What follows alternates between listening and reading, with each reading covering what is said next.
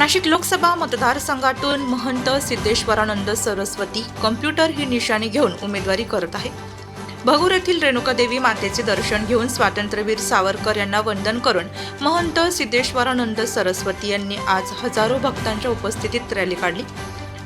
रोजगार, आरोग्य, शिक्षण, महिला सक्षमीकरण, शेतकरी बांधवांसाठी वीज पुरवठा, तीर्थक्षेत्रांचा विकास, गरीब आणि आदिवासी समाजाला कुपोषण मुक्त करण्याचा ध्यास, भ्रष्टाचार मुक्त कारभार, रेल्वे मार्गासाठी विशेष प्रयत्न, नवीन उद्योगांना लागणाऱ्या ऑनलाईन परवानग्या, रस्त्यांचे काँक्रिटीकरण, पर्यटन स्थळांचा विकास आणि रोजगार निर्मिती अशा अनेक विकासांचा अभ्यासपूर्ण वचननामा महंत सिद्धेश्वरानंद यांनी दिला आहे।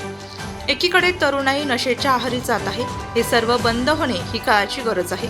लोकसभेत जाण्याची संधी महंत सिद्धेश्वरानंद यांना दिल्यास नाशिकचा विकास होणार असल्याची चर्चा नाशिकमधील मतदारांमध्ये सुरू आहे। नाशिकमध्ये सध्या MIDCचा जो काही प्रश्न आहे इंडस्ट्रीच्या संदर्भामध्ये, कारण की आपल्याला माहिती आहे की शासनाकडनं त्यांना कुठल्याही सुविधा दिल्या जात नाही। त्या सुविधा दिल्या जात नसल्यामुळे त्यांच्यामध्ये उदासीनता निर्माण झालेली आहे आणि ती उदासीनता निर्माण काढण्यासाठीच आपल्याला ते प्रयत्न करायचे आहे की जास्तीत जास्त इंडस्ट्रीवाल्यांना सुखसुविधा कशा मिळतील, त्यांना ज्या काही पूरक सुविधा असतात त्या मिळून त्यांनी इंडस्ट्रीमध्ये मोठ्या प्रमाणामध्ये नोकर भरती असेल किंवा इंडस्ट्रीच्या माध्यमातून जे काही आपलं नाशिक, सिन्नर, अंबड MIDC आहे, सातपूर MIDC आहे, त्यामध्ये मोठे प्रकल्प येणं गरजेचं आहे। त्या प्रकल्पासाठी आपण प्रयत्न करणार आहोत। पण नक्कीच आपल्याला माहिती आहे की त्याच्यासाठी आपल्याला नाशिक शहराला जे काही युनियनचं जे काही जाळं पसरलेलं आहे ते जर आपण त्यांच्यापासून जर दूर केलं तर नक्कीच इंडस्ट्रीमध्ये जे काही इंडस्ट्रीज असतात, जे काही मालक असतात त्यांना त्याच्यामध्ये आपल्यामध्ये रिलीफ मिळेल आणि जो काही कामगारांवर अन्याय होतोय तो अन्याय आपल्याला दूर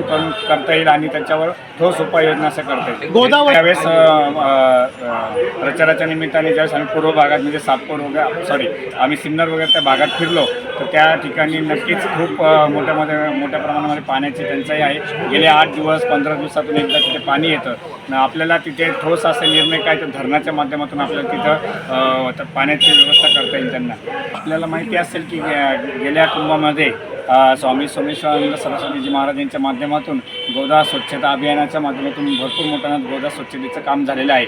परंतु ते तुम्ही सांगितल्याप्रमाणे जे कागदावर आहे, परंतु मी ज्यावेळेस खासदार म्हणून येईल तर प्रत्यक्षात कृतीमध्ये गोदावरी ही गटारमुक्त करण्याचा संकल्प आमचा आहे। नाशिककरांकडून एकच अपेक्षा आहे की नाशिककरांनी 20 मे रोजी जे काही माझं चिन्ह आहे कॉम्प्युटर आणि माझा अनुक्रमांक आहे 28, त्या कॉम्प्युटर या चिन्हावर बटन दाबून भरघोस मतांनी मला विजय करावा।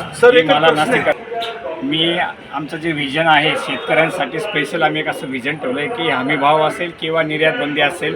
आपल्याला माहिती आहे की आपला हा भारत हा कृषीप्रधान देश आहे, परंतु शेतकऱ्यांवर नेहमी अन्याय झालेला आहे।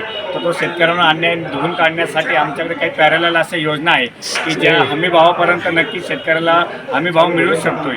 त्या कशा तर आपल्याला माहिती असेल की फूड प्रोसेसिंग युनिटच्या माध्यमातून ते केंद्र सरकारची योजना आहे, परंतु ती जर योजना जर चांगली इम्प्लिमेंट केली ग्राउंड लेवलला आणि शेतकऱ्यांना जर कोल्ड स्टोरेजच्या माध्यमातून असेल त्यांना जर माफक दरामध्ये त्यांचा माल ठेवता आला तर नक्कीच आज भाव जरी नसला तर कालांतराने भाव आल्यानंतर त्यांना हमी भावापेक्षा जास्त भाव मिळू शकते। म्हणजे साहजिकच आपल्याला सरकारच्या हमी भावावर सुद्धा आपल्याला अवलंबून राहण्याची गरज पडणार नाही। स्वयंपूर्तीने शेतकरी हा हमी भाव मिळू शकतोय। निर्यात बंदीमध्ये आपल्याला माहिती असेल मागे निर्यात बंदी कांद्या संदर्भात उठवली गेली, लागू करण्यात आली निर्यात बंदी, परंतु मला असं म्हणायचं ज्यावेळेस 48 खासदार महाराष्ट्रातले तिथे प्रतिनिधी करत होते तर त्यांनी जर नक्की आवाज उठवला असता तर निर्यात बंदी काही प्रमाणात उठली असती, परंतु निवडणुका डोळ्यासमोर ठेवून आणि 2 टप्पे ज्यावेळेस बॅकफुटला येत असताना त्यांच्या लक्षात आलं आणि पहिले गुजरातची कांदा निर्यात बंदी उठवली नंतर महाराष्ट्राची उठवली, तर ही उठवण्यापेक्षा पूर्ण भारतभर बंदी कशी उठवली यासाठी आपण प्रयत्न करणार आहोत। महाराज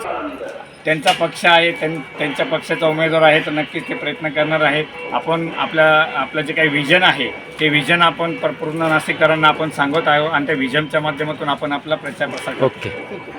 वृत्तसंकलन विभाग, नाशिक लोकशाही न्यूज, नाशिक।